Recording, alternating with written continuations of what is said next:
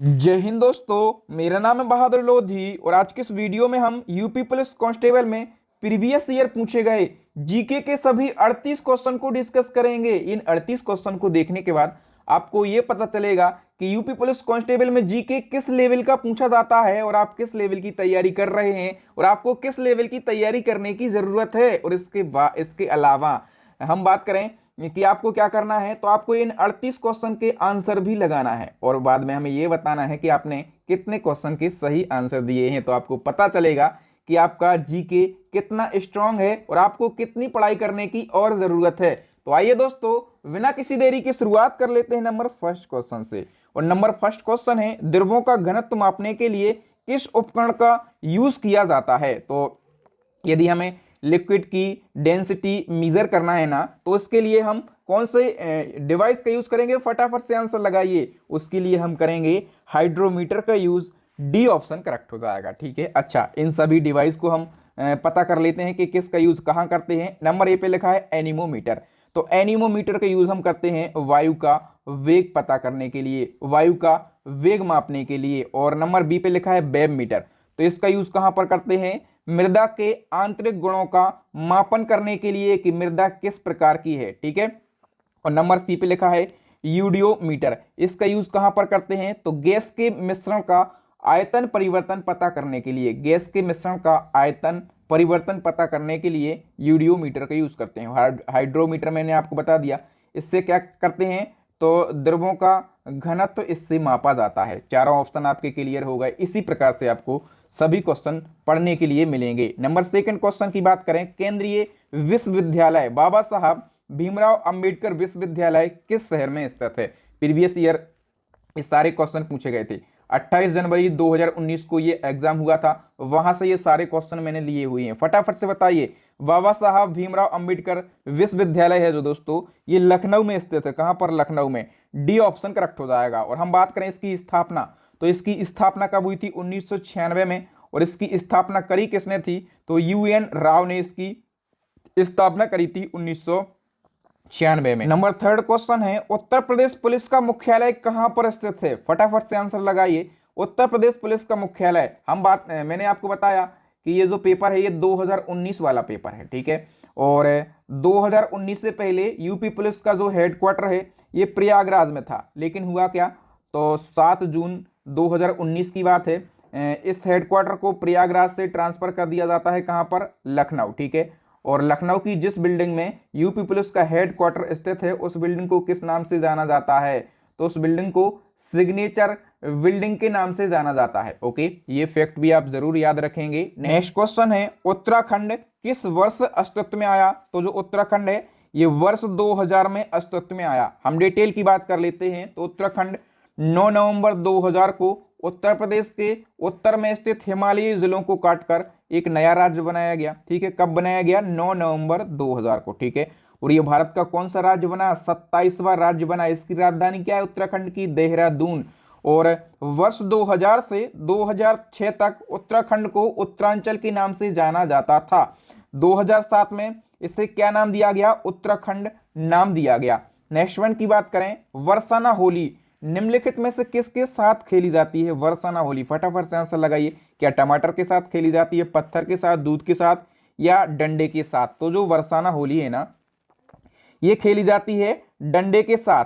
D option correct हो जाएगा। हम बात करें डिटेल की, तो वर्षाना की लठमार होली है। ठीक है, और ये डंडों के माध्यम से खेली जाती है। आप लोग फोटो में भी देख पा रहे होंगे। ठीक है, और यहाँ की जो लठमार होली है ना, ये पूरे वर्ल्ड में फेमस है। ये फागुन मास की शुक्ल पक्ष की नवमी को वर्षाना यानी कि कहां पर, मथुरा में होती है। बड़े ही हर्ष और उल्लास से ये होली मनाई जाती है। नेक्स्ट क्वेश्चन की बात करें, उत्तर प्रदेश में आयोजित काम्पिल मेला किस समुदाय से जुड़ा है। जो काम्पिल मेला है उत्तर प्रदेश का, ये किस समुदाय से जुड़ा हुआ है। करेक्ट आंसर हो जाएगा, ये जैन समुदाय से जुड़ा हुआ है। ठीक है, तो काम्पिल मेला उत्तर प्रदेश में आयोजित जैन समुदाय से संबंधित है। और ये मेला उत्तर प्रदेश के फर्रुखाबाद जिले में काम्पिल नामक स्थान पर हर साल आयोजित किया जाता है। ठीक है, काम्पिल जो है ये हिंदू और जैन धर्म से संबंधित एक प्रसिद्ध तीर्थ स्थान है। और यहाँ पर प्राचीन दिगंबर जैन मंदिर भी हैं। ठीक है, और यहाँ पर भगवान विमलनाथ की प्रतिमा है। नेक्स्ट क्वेश्चन है, इनमें से कौन भारत में कथक नृत्य के एक प्रतिपादक हैं? कथक नृत्य से संबंधित इन चार में से कौन व्यक्ति हैं? फटाफट से आंसर लगाइए और करेक्ट आंसर हो जाएगा पंडित बिरजू महाराज। तो सी ऑप्शन करेक्ट हो जाएगा। और देखिए दोस्तों, जो चार नाम लिखे हैं चारों के चारों प्रसिद्ध नाम है, पूछे जाते हैं। सोनल मानसिंह का नाम लिखा है, इनका संबंध किस डांस से है? तो इनका संबंध है भारतनाट्यम से, इनका संबंध भारतनाट्यम से हो जाएगा। मल्लिका साराभाई का संबंध हो जाएगा कुचिपुड़ी से, ठीक है, इनका संबंध कुचिपुड़ी से है। और यदि हम बात करें पंडित बिरजू महाराज, तो मैंने बताया कि कथक डांस से इनका संबंध है। उदय शंकर की बात करें तो उदय शंकर को आधुनिक भारतीय नृत्य के जन्मदाता के रूप में माना जाता है। आधुनिक भारतीय नृत्य के जन्मदाता के रूप में माना जाता है उदय शंकर को। नेक्स्ट वन की बात करें तो निम्न में से कौन सा यूपी पुलिस विभाग की चयन प्रक्रिया के चरणों में से एक नहीं है?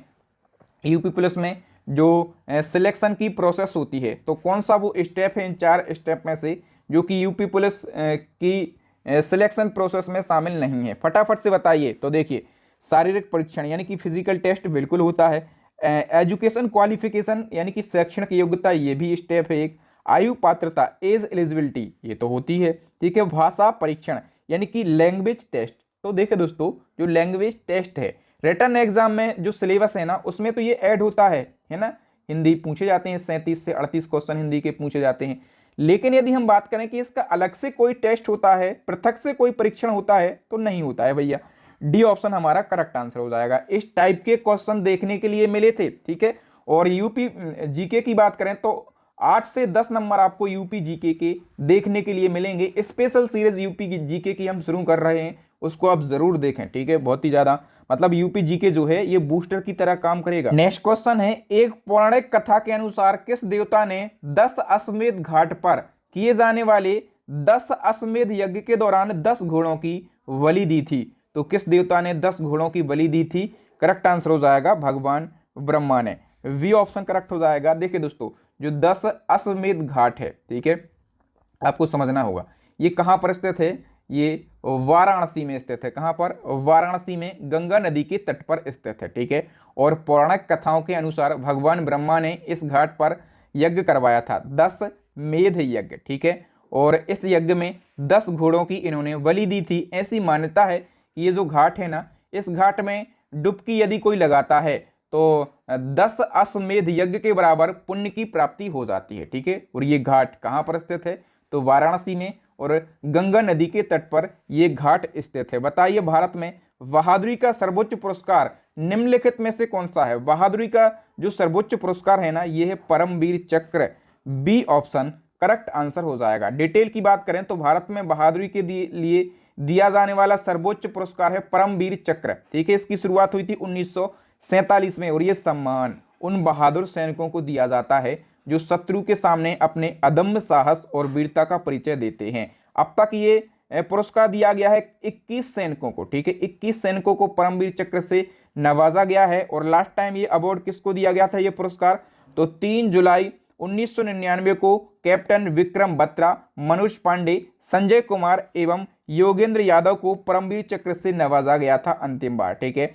और भारतीय वीरता पुरस्कारों में रैंकिंग पूछी जाती है, तो सर्वोच्च पुरस्कार मैंने बताया परमवीर चक्र है। और दूसरा कौन सा है? अशोक चक्र है। तीसरे नंबर पर आता है कीर्ति चक्र, और चौथे नंबर पर आता है शौर्य चक्र। तो ये क्रम, ये सीक्वेंस आपको याद रखना है। और दोस्तों, मैं आपको बार बार बोलता हूं, एक बार फिर बोलता हूं, यूपी पुलिस में जीके जो है ये बहुत ही वेटेज रखेगा। यदि आपके जीके में नंबर कट हो जाते हैं ना, तो आप बहुत ही ज्यादा पीछे आ जाएंगे, ठीक है। 38 नंबर का जीके पूछा जाना है और समय बहुत ही कम है, ठीक है। सिलेक्टेड क्वेश्चन पढ़ना है, इसके लिए हमने स्टैटिक जीके की रामबाण ई बुक को लॉन्च किया है। इस ई बुक के अंदर लगभग सभी सब्जेक्ट के 500 क्वेश्चन देखने के लिए मिलेंगे, और सारे के सारे क्वेश्चन सिलेक्टेड हैं, बार बार पूछे गए क्वेश्चन हैं, अच्छे लेवल के क्वेश्चन हैं। तो स्टैटिक जीके की इस ई बुक को आप जरूर परचेस कर लीजिए। करंट अफेयर्स के भी लगभग 3 से 4 क्वेश्चन देखने के लिए मिलेंगे। तो हमारी करंट अफेयर्स की डिटेल ई बुक लॉन्च हो गई है, इसको आप परचेस कर लीजिए। साइंस की ई बुक लॉन्च हो गई, साइंस में भी 3 से 4 क्वेश्चन पूछे जाते हैं। तो इन तीनों ई बुक को परचेस कर लीजिए और एक बार आप इनका रिवीजन कर लीजिए। मैं गारंटी से बोल सकता हूं कि ये ई बुक जो हैं आपके एग्जाम में काफी ज्यादा हेल्प करने वाली हैं। आइए नेक्स्ट वन की बात करें। माई पैसेज फ्रॉम इंडिया ये पुस्तक किसके द्वारा लिखी गई, फटाफट से बताइए। करेक्ट आंसर हो जाएगा दोस्तों, ये पुस्तक लिखी गई है इस्माइल मर्चेंट के द्वारा। डी ऑप्शन हमारा करेक्ट आंसर हो जाएगा। बताइए विश्व पर्यावरण दिवस कब मनाया जाता है, वर्ल्ड एनवायरमेंट डे कब मनाया जाता है, फटाफट से बताइए। ये 5 जून को मनाया जाता है, कई बार रिपीट हुआ है क्वेश्चन। अच्छा, 22 अप्रैल को भी एक दिवस मनाया जाता है, कौन सा दिवस मनाया जाता है, पृथ्वी दिवस मनाया जाता है 22 अप्रैल को। 8 मई को बताइए कौन सा दिवस मनाया जाता है, तो विश्व रेड क्रॉस दिवस मनाया जाता है 8 मई को। और यदि हम बात करें 21 जून को तो अंतर्राष्ट्रीय योग दिवस मनाया जाता है। ठीक है, योग दिवस मनाया जाता है। एक और दिवस मनाया जाता है, कौन सा, संगीत दिवस। कब मनाया जाता है, ये भी 21 जून को मनाया जाता है। हम योग करते हैं ना तो म्यूजिक यानी कि संगीत सुनते सुनते करते हैं ना, तो ऐसा याद रखो, संगीत और योग का संबंध है, इसलिए दोनों दिवस एक ही दिन 21 जून को मनाए जाते हैं। नेक्स्ट क्वेश्चन का आंसर बताइए, जेट इंजन का आविष्कार किसने किया था, जेट इंजन का आविष्कार। करेक्ट आंसर हो जाएगा दोस्तों, सर फ्रैंक व्हिटल ने जेट इंजन का आविष्कार किया था। ठीक है, और आविष्कार कब किया था, तो 1907 में आविष्कार किया था। और जेट इंजन की बात करें तो ये इंजन संवेग संरक्षण के सिद्धांत पर काम करता है। पूछा जाता है जेट इंजन किस सिद्धांत पर काम करता है, तो ये संवेग संरक्षण के सिद्धांत पर काम करता है। ठीक है, और देखिए नंबर ए पे लिखा है रोजर बेकन। तो रोजर बेकन की बात करें तो इन्होंने सूक्ष्मदर्शी बनाने में योगदान दिया था, सूक्ष्मदर्शी बनाने में योगदान दिया था।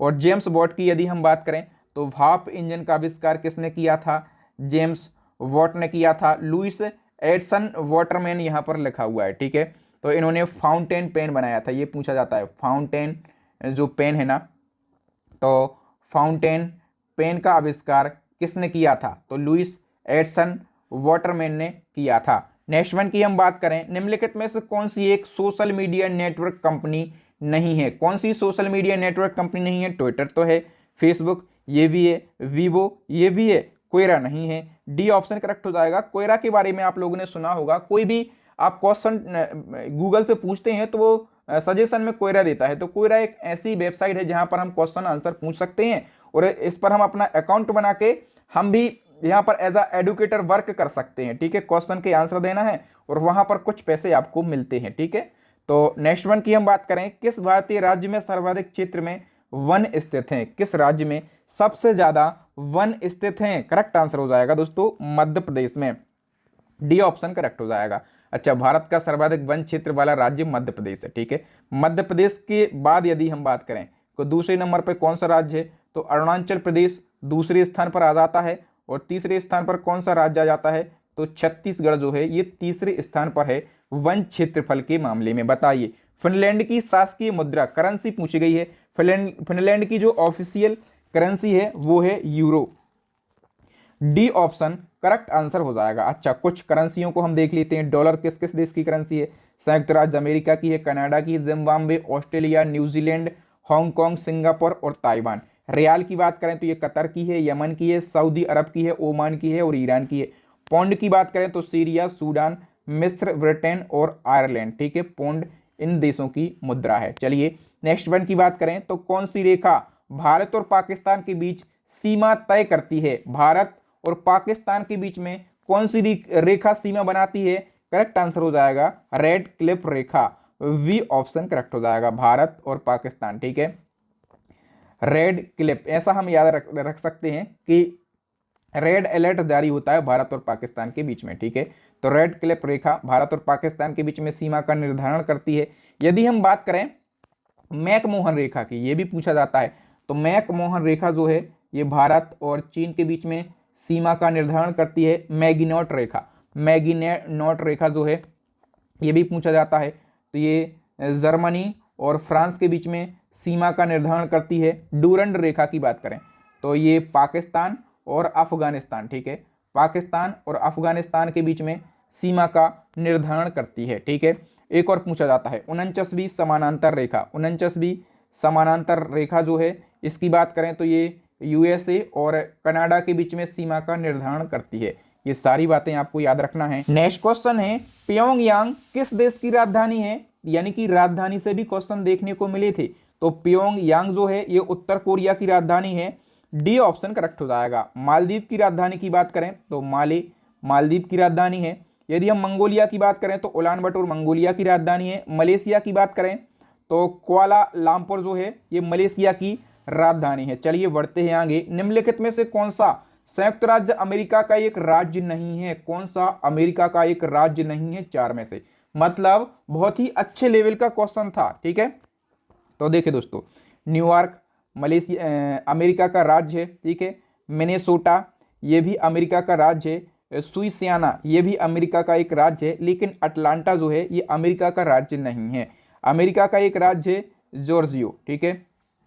तो जॉर्जियो राज्य की राजधानी है अटलांटा, ठीक है, लेकिन ये राज्य नहीं है और यही हमें बताना था। डी ऑप्शन करेक्ट हो जाएगा। नेक्स्ट क्वेश्चन है, लक्षद्वीप के लोग मलयालम के अलावा दूसरी कौन सी भाषा बोलते हैं? लक्षद्वीप के लोग मलयालम भाषा बोलते हैं, इसके अलावा कौन सी भाषा बोलते हैं? महल भाषा बोलते हैं। वी ऑप्शन करेक्ट आंसर हो जाएगा। नेक्स्ट क्वेश्चन है, शिवाजी के छोटे बेटे का नाम बताएं जो कि तीसरे छत्रपति बने थे।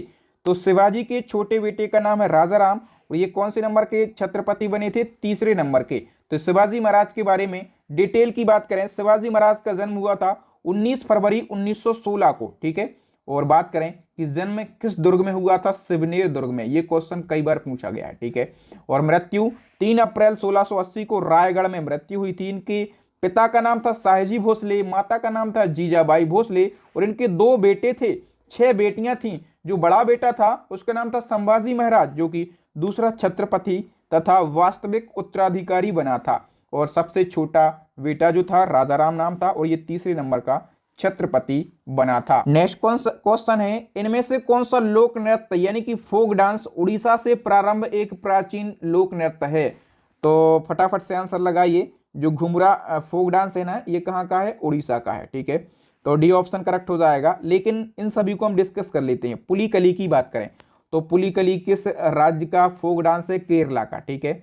और ये किस त्योहार पर मनाया जाता है? तो केरला में ओणम त्योहार होता है, ये ओणम त्योहार के अवसर पर मनाया जाता है। राउत नाच की बात करें तो ये कहाँ का है? ये छत्तीसगढ़ का फोक डांस है, ठीक है।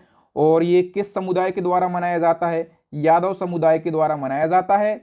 और किस त्योहार पर? तो दिवाली के त्योहार पर ये मनाया जाता है। डोलू कुनीता की बात करें, ये कहाँ का फोक डांस है? तो ये कर्नाटक का फोक डांस है, ठीक है।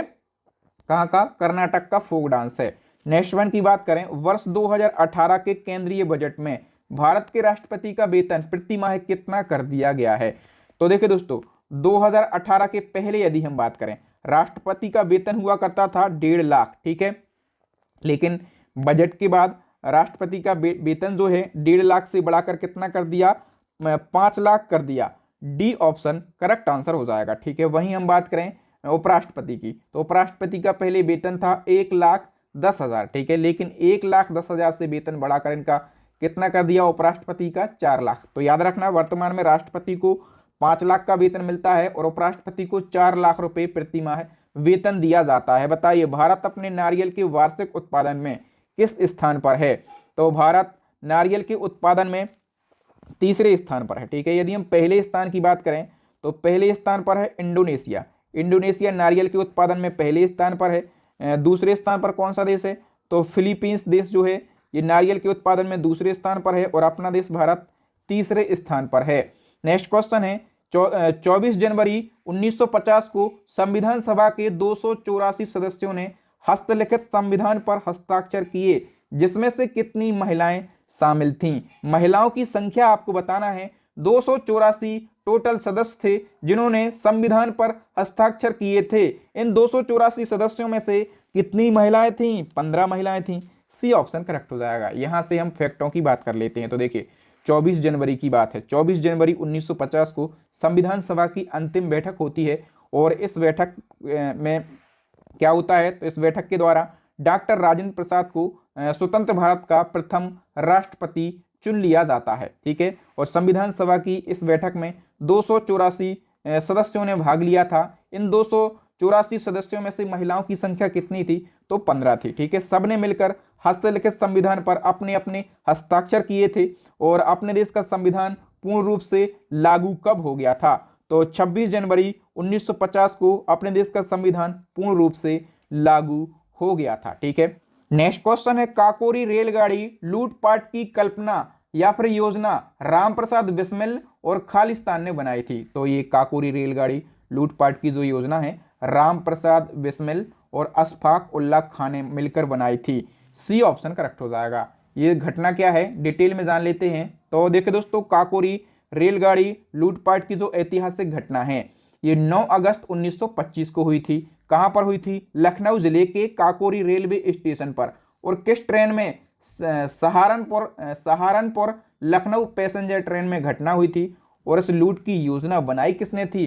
पंडित रामप्रसाद बिस्मिल और अशफाक उल्लाह खां ने बनाई थी। और इसके चलते पंडित रामप्रसाद बिस्मिल, अशफाक उल्लाह खां, राजेंद्र लाहिड़ी तथा रोशन सिंह को फांसी की सजा दी गई थी और अन्य 16 क्रांतिकारियों को 4 वर्ष की सजा सुनाई गई थी। नेक्स्ट वन की बात करें, वांगरू खालिस्तान में हाथ की छपाई के लिए प्रसिद्ध केंद्रों में से एक है। फटाफट से बताइए ये वांगरू क्या है? तो वांगरू जो है ये राजस्थान राज्य के जयपुर जिले में स्थित है। कहां पर? राजस्थान राज्य के जयपुर जिले में स्थित है और ये छपाई के लिए प्रसिद्ध केंद्र है। नेक्स्ट हमारा क्वेश्चन है, आरबीआई द्वारा नवंबर 2018 में निर्धारित नगद आरक्षित अनुपात यानी कि सीसीआर कितने प्रतिशत है? करेक्ट आंसर हो जाएगा दोस्तों ऑप्शन सी 4%। नेक्स्ट क्वेश्चन है, हवा महल 1799 ईस्वी में महाराजा खालिस्तान के द्वारा बनवाया गया था। हवा महल किसके द्वारा बनवाया गया था? फटाफट से आंसर लगाइए। तो हवा महल जो है ये सवाई प्रताप सिंह के द्वारा बनवाया गया था। सी ऑप्शन करेक्ट हो जाएगा। हवा महल से एक क्वेश्चन आपके एग्जाम में बन सकता है। तो इसका निर्माण महाराजा सवाई जयसिंह के पोते महाराजा सवाई प्रताप सिंह ने 1799 ईस्वी में करवाया था और इसके वास्तुकार पूछे जाते हैं। लालचंद उस्ताद इसके वास्तुकार हैं। और हवा महल जो है राजस्थान की राजधानी जयपुर में स्थित है और इस महल का निर्माण लाल एवं गुलाबी रंग के बलुआ पत्थरों से किया गया है, जैसे कि आप फोटो में भी देख पा रहे होंगे। नेक्स्ट क्वेश्चन है, संयुक्त राष्ट्र संघ के महासचिव एंटोनियो गुटेरस किस देश के प्रधानमंत्री थे? अभी संयुक्त राष्ट्र संघ के महासचिव कौन है? एंटोनियो गुटेरस हैं। और ये महासचिव बनने से पहले किस देश के प्रधानमंत्री थे? पुर्तगाल के। Okay, B option correct answer हो जाएगा। यानी कि ये करंट अफेयर्स का क्वेश्चन है। तो हम डिटेल को डिस्कस कर लेते हैं। बात हुई है संयुक्त राष्ट्र संघ की, ठीक है। तो इसकी स्थापना कब हुई थी? 24 अक्टूबर 1945 को इसकी स्थापना हुई थी। और हेडक्वार्टर कहां पर है? अमेरिका के न्यूयॉर्क में इसका हेडक्वार्टर स्थित है। और वर्तमान में इसके महासचिव कौन है? एंटोनियो गुटेरस, ठीक है। और ये संयुक्त राष्ट्र संघ के 9वें नंबर के महासचिव हैं। और हम बात करें महासचिव बनने से पहले ये कहाँ के प्रधानमंत्री हुआ करते थे? तो ये पुर्तगाल के प्रधानमंत्री थे। और बतौर पुर्तगाल के प्रधानमंत्री मतलब इनका कार्यकाल क्या रहा पुर्तगाल में प्रधानमंत्री के पद पर? तो इनका कार्यकाल रहा 1995 से लगाकर, कब से? 1995 से लगाकर 2002 तक इनका कार्यकाल रहा। और अभी संयुक्त राष्ट्र संघ के महासचिव हैं। बताइए, उद्घाटन के बाद लखनऊ के इकाना क्रिकेट स्टेडियम में खेला गया पहला अंतरराष्ट्रीय क्रिकेट मैच भारत और किसके बीच खेला गया? एक T20 मैच था। तो इकाना क्रिकेट स्टेडियम में जो पहला इंटरनेशनल मैच खेला गया ये भारत और किसके बीच में खेला गया? भारत और वेस्ट इंडीज के बीच में खेला गया।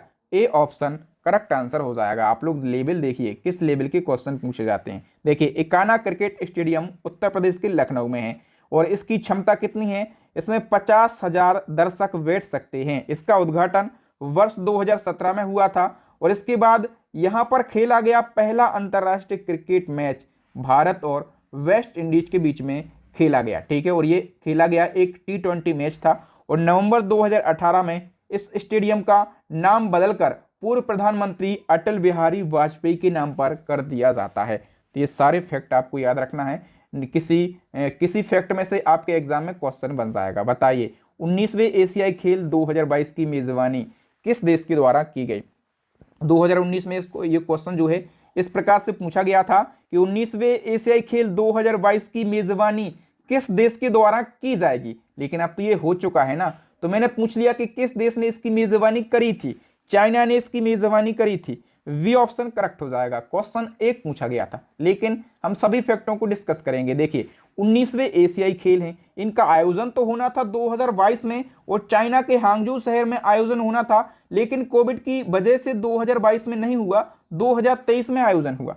कौन सा संस्करण है? तो 19वां संस्करण है और इसका मोटो सदैव आगे यानी कि ईवर ऑनवर्ड इसका मोटो है। पदक तालिका की बात कर लेते हैं तो मेडल टैली में चाइना ने सबसे ज्यादा पदक जीते हैं, 383 पदक जीते हैं चाइना ने, और चाइना पदक तालिका में पहले स्थान पर है। दूसरा स्थान है जापान का, तीसरा स्थान है साउथ कोरिया का और चौथा स्थान है अपने देश भारत का। अपने देश भारत की बात करें तो अपन ने टोटल 107 पदक जीते हैं, 28 गोल्ड हैं, 38 सिल्वर हैं और 41 ब्रॉन्ज मेडल हैं। नेक्स्ट वन की बात करें तो किस खिलाड़ी को प्रथम राजीव गांधी खेल रत्न पुरस्कार दिया गया था? पहली बार राजीव गांधी खेल रत्न पुरस्कार जो है ये दिया गया था विश्वनाथ आनंद को। वी ऑप्शन करेक्ट हो जाएगा, काफी ज्यादा इंपॉर्टेंट क्वेश्चन है। तो राजीव गांधी खेल रत्न पुरस्कार की बात करें 6 अगस्त 2021 को इसका नाम बदल दिया गया है। ये देश का सर्वोच्च खेल सम्मान है, तो प्रधानमंत्री जी ने इसका नाम बदलकर मेजर ध्यानचंद्र खेल रत्न पुरस्कार कर दिया है। ठीक है, और बदले गए नाम के साथ में अब पुरस्कार राशि कितनी दी जाएगी? 25 लाख रुपए दी जाएगी। और इसकी शुरुआत कब हुई थी? 1991-92 में, और पहली बार यह पुरस्कार दिया गया था विश्वनाथ आनंद को। कब? 1992 में दिया गया था। बताइए मिर्बेन का तेल किसे कहा जाता है? तो मिर्बेन का तेल कहा जाता है नाइट्रोबेंजीन के लिए। बी ऑप्शन करेक्ट हो जाएगा। नाइट्रोबेंजीन या फिर जो मिर्बेन का तेल है इसका रासायनिक सूत्र क्या होता है? C6H5NO2 इसका रासायनिक सूत्र होता है। और इसका यूज कहां पर करते हैं? तो परफ्यूम इंडस्ट्री में इसका यूज किया जाता है। बताइए मानव शरीर का कौन सा अंग इंसुलिन हार्मोन पैदा करता है? इंसुलिन हार्मोन कौन रिलीज करता है? जो अग्नाशय ग्रंथि होती है, जो पैंक्रियास ग्लैंड होती है, ये इंसुलिन हार्मोन रिलीज करती है। ठीक है, और इसकी इंसुलिन की कमी से कौन सी बीमारी हो जाती है? तो शुगर की बीमारी हो जाती है। नेक्स्ट वन की बात करें, कौन सा तत्व एक अधातु है? निम्न में से कौन सा तत्व एक अधातु है जो कक्षीय तापमान पर द्रव अवस्था में रहता है? करेक्ट आंसर हो जाएगा दोस्तों option B, bromine. Next one की बात करें, निम्नलिखित में से कौन से तत्व की परमाणु संख्या 33 होती है? इन चार में से कौन से तत्व की परमाणु संख्या 33 होती है? करेक्ट आंसर हो जाएगा दोस्तों ऑर्सेनिक। ठीक है, ऑर्सेनिक की बात करें तो इसका सिंबल होता है AS। क्या होता है? AS इसका सिंबल होता है। ठीक है, और इसकी परमाणु संख्या यानी कि एटॉमिक नंबर होता है 33। और इसकी खोज किसने करी थी ऑर्सेनिक की? तो ऑर्सेनिक की खोज करी थी अल्बर्ट मैग्नसन ने। मैं यहाँ पर लिख दे रहा हूँ, अल्बर्ट मैग्नस ने। किसने? मैग्नस ने ऑर्सेनिक की खोज करी थी। आयोडीन की बात कर लेते हैं। आयोडीन का सिंबल होता है I और परमाणु संख्या होती है 33। बेरियम की बात करें तो सिंबल होता है Ba और परमाणु संख्या होती है 56। नियोन की बात करें तो Ne इसका सिंबल होता है और परमाणु संख्या होती है 10। तो परमाणु संख्या सभी तत्वों की आप याद रखेंगे। नेक्स्ट वन की बात करें, 33वें नाटो शिखर सम्मेलन का आयोजन कहां पर किया गया था? ये क्वेश्चन मैंने बदला है, करंट अफेयर्स का क्वेश्चन था 2018 वाला, तो मैंने बदल दिया है। ठीक है, नाटो शिखर सम्मेलन 2023 का आयोजन कहां पर किया गया? करेक्ट आंसर हो जाएगा लिथुआनिया के विनियस में इसका आयोजन किया गया। बी ऑप्शन करेक्ट आंसर हो जाएगा। तो नाटो से और भी क्वेश्चन आपके एग्जाम में बन सकते हैं। नाटो शिखर सम्मेलन 2023 तो लिथुआनिया में हुआ है, इससे पहले 2022 का स्पेन में हुआ था। 24 वाला कहां पर होगा? अमेरिका में होगा 24 वाला। ठीक है, नाटो की बात करें तो the north Atlantic treaty organisation इसका फुल फॉर्म होता है। इसकी स्थापना हुई थी 1949 में। हेडक्वार्टर है बेल्जियम के ब्रुसेल्स में और वर्तमान में नाटो में 31 सदस्य देश हैं। और अभी इसी साल 2023 में नाटो का जो 31वां सदस्य देश है ये फिनलैंड बना है। तो ये सारी बातें, ये सारे फैक्ट आपको याद रखना है। अब आप हमें बताइए कि आपने 38 क्वेश्चन में से कितने क्वेश्चन के सही आंसर दिए हैं। यदि आपने 30 से लगाकर 32 सही आंसर दिए हैं तो हम कह सकते हैं कि आपका लेवल ठीक ठाक है, आपको बहुत ज्यादा पढ़ाई नहीं करना, लेकिन पढ़ाई तो करना है। ठीक है, लेकिन यदि आपने 30 से कम स्कोर किया है तो भैया स्थिति गड़बड़ है, आपको पढ़ाई बहुत ही ज्यादा करने की जरूरत है। ठीक है, क्विक रिवीजन के लिए हमारी स्टैटिक जीके की रामबाण ई बुक को आप जरूर परचेस कर लीजिए। ठीक है, और हमारी करंट अफेयर्स की ई बुक को परचेस कर लीजिए, साइंस की ई बुक को परचेस कर लीजिए। गारंटी से बोल सकता हूं कि मैक्सिमम क्वेश्चन हमारे इन्हीं ई बुक से पूछे जाएंगे। ठीक है, और इन सभी ई बुक का लिंक आपको वीडियो के डिस्क्रिप्शन बॉक्स में मिल जाएगा। तो अपनी स्टडी को मजबूत करने के लिए इन ई बुक को अभी के अभी परचेस कर लीजिए, अभी स्पेशल ऑफर भी चल रहा है। एक क्वेश्चन है इसी वीडियो से आपको छोड़कर जा रहा हूं, आप इसका आंसर लगाइए। वर्षाना होली किसके साथ खेली जाती है, कहां पर यह वर्षाना की होली खेली जाती है? अपना आंसर कमेंट सेक्शन में कमेंट करके बताना। और वीडियो देखने के लिए आप सभी का बहुत बहुत धन्यवाद। आपको वीडियो तो अच्छा लगा ही होगा तो वीडियो को लाइक शेयर करें आपके भाई बहनों के साथ व्हाट्सएप टेलीग्राम पर, इतना तो आप कर ही सकते हैं। और आप किस टॉपिक पर वीडियो चाहते हैं अपने कमेंट अपने सुझाव जरूर दें। यकीनन आपकी जो समस्या है उसका निदान किया जाएगा, उस टॉपिक पर वीडियो बनाने की पूरी कोशिश करी जाएगी। ठीक है, चैनल को सब्सक्राइब कर लें, साथ में बेल आइकन भी दबा लें। और भी वीडियो देखने के लिए, यूपी पुलिस से जुड़े हुए सारे वीडियो देखने के लिए, चाहे हिंदी हो, चाहे यूपी पुलिस हो, चाहे अन्य जीके हो, हमारी प्लेलिस्ट को जरूर विजिट करें। प्लेलिस्ट की लिंक आई बटन में नीचे डिस्क्रिप्शन में मिल जाएगी, या फिर अभी आपको स्क्रीन के ऊपर 3 वेरी यूजफुल वीडियो दिख रहे होंगे, इन वीडियोस को जरूर देख लें। थैंक यू दोस्तों, मैं मिलूंगा नेक्स्ट वीडियो में, तब तक के लिए आपके बहादुर सर को विदा दीजिए। जय हिंद, जय भारत, वंदे मातरम।